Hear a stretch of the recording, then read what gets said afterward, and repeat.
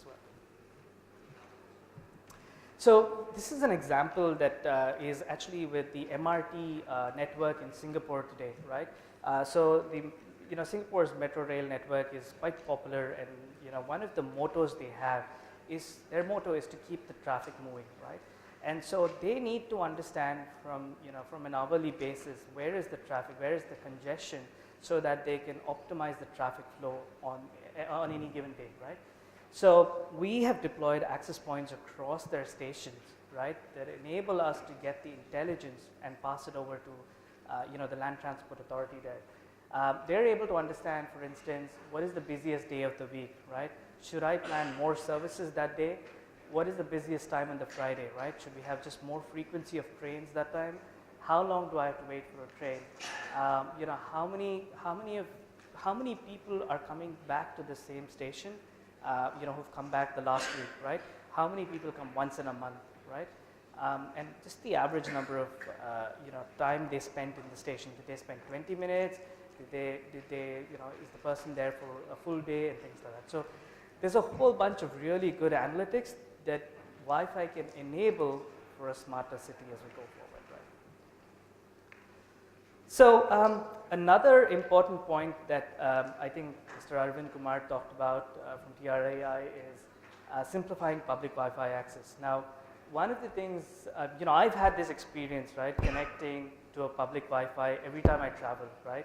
I don't have an Indian phone, unfortunately, so when I come in here, I come to the airport, if I have a call, I try and log on, SMS never comes, right? So, the experience is very difficult. So then I have a call, so I switch to 3G and I say, okay, 3G will work. And so, sometimes it works, sometimes it doesn't work. The authentication takes time, right? But this is a problem, right? And then different operators have different solutions to it, right? So there's different cards. How do we simplify this whole process, make it easy for the consumer, right? So one of the things, this is sort of the steps that a consumer takes today, almost like 7 or 8 steps to get there, right? And hopefully everything works seamlessly, right? So one of the things that we're working towards, and we've been able to work with some of the other countries, is Hotspot 2.0, right?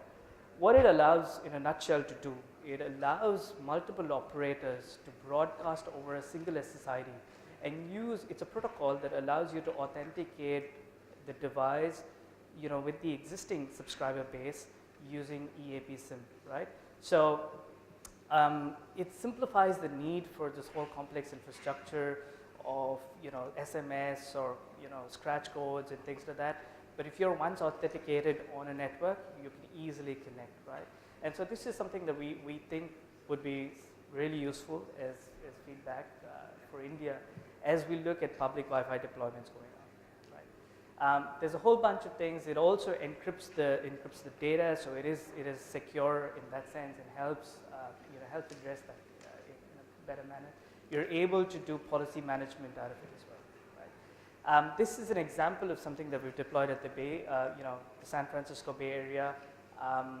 As you could see, this is we've simplified it from the complex 7-step process to just a 2-step. So if the device is certified, it's able to log on to the network. Multiple service providers have provided one SSID, and they're able to connect with it, right? So all this is great, but where does this take us in the vision for a smarter digital India, right? And how does this fall together, right? Wi-Fi, has to work with a number of ecosystem partners, right? It has to be working with the SIs, with the service providers, with the MNOs, with the application providers, with the location analytics, and a number of other partners. But it is the critical communication infrastructure that's going to make this together work, right? And so, Wi-Fi, in my view, is probably the most important infrastructure there. Now, there's a number of applications we're working towards in enabling a smarter city.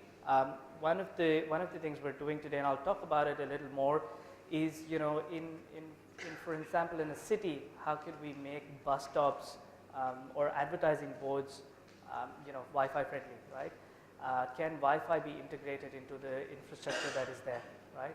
Public telephone booths, right? There are some examples that I'll talk about later today that talk about how we've replaced traditional telephone booths, because people don't really use them today, to having Wi-Fi in those booths, right? Connected street lighting, right? How can Wi-Fi be integrated into street lighting, right? This is an area that we're working with multiple different vendors.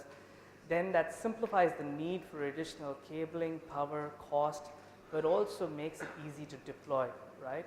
And if it is an LED, it is more power optimized, right? So there are things like that we're working on, integrating it with beacons and sensors for a smarter city, smart waste management, smart parking meters, the ability to use that to charge back to the consumer and things like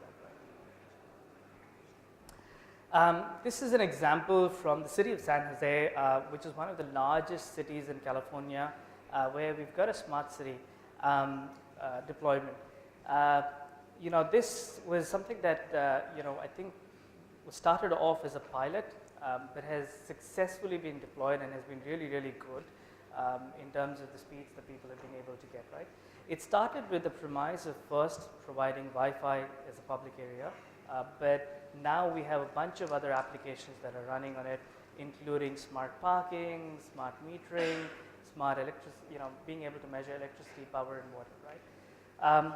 This is just the experience of deploying Wi-Fi in a highly dense environment. I mean, it is one of the most dense environments that we've seen in the US, right? So the average speed we had in upload was 55 and 84 in a public area network, right? You can see here on the top, speed tests at the Minnesota airport showed how the performance was compared to the legacy system. You can see on the right-hand side, just in terms of the spectrum analyzer results, how fast the Wi-Fi performance was. And on the left-hand side, you can see the analytics that we're able to generate out of this with the tools that we have, right? We're able to look at what kind of device, what times they spent, and the average time they spent on all of this, right? This is an example of a picture of the smart parking, and then how we've integrated with the existing infrastructure there. We were able to put PoE out devices, special PoE out devices that not only powered the access point, but also other infrastructure like this cameras and things like that. Here's another example actually that we're working on in Singapore, in Jurong. This is the smart bus stop. Basically, the premise behind this is that the average wait time is quite huge, right? And there's a lot of display advertising board that is there. How could we use that display advertising board, to be more smarter, right?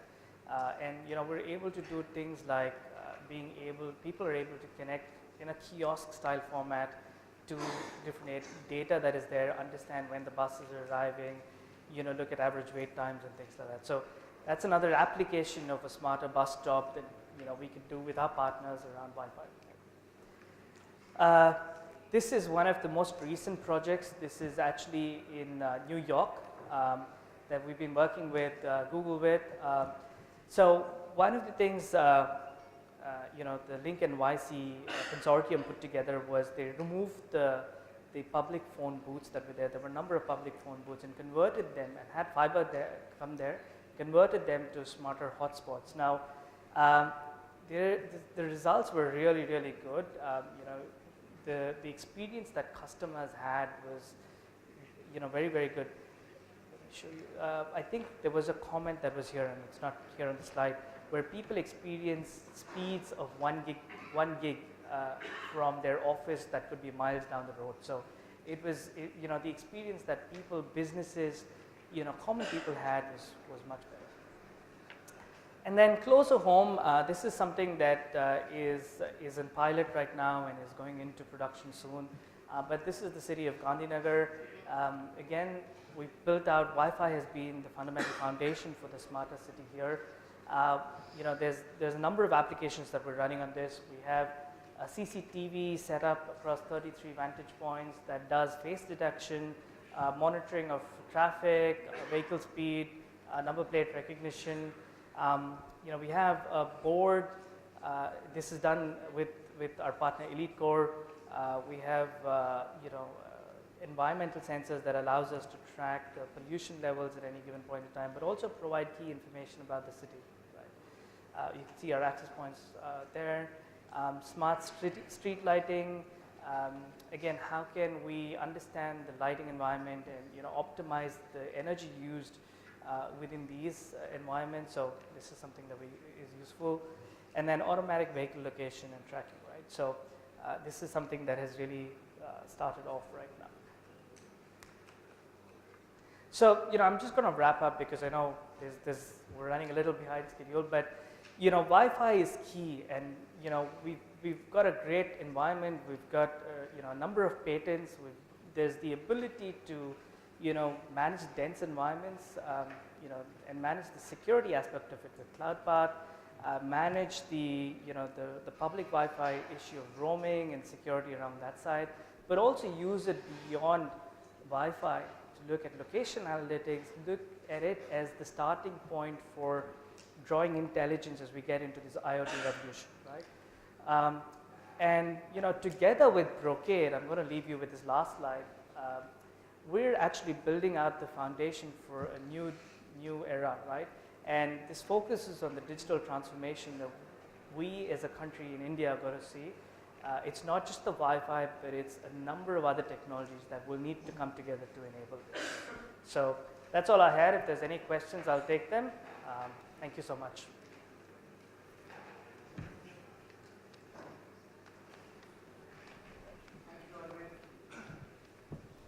Pleasure to have your presence here, even though you made it last minute.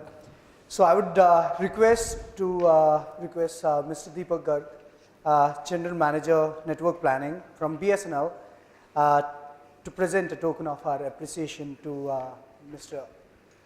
Aravind.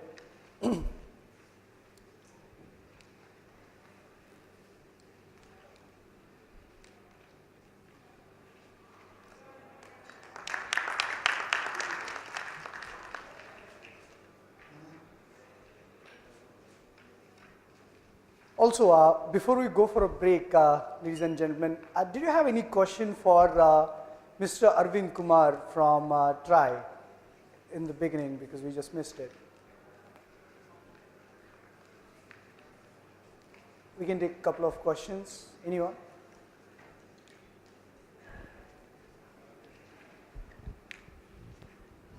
All right. So let's we will now have a half an hour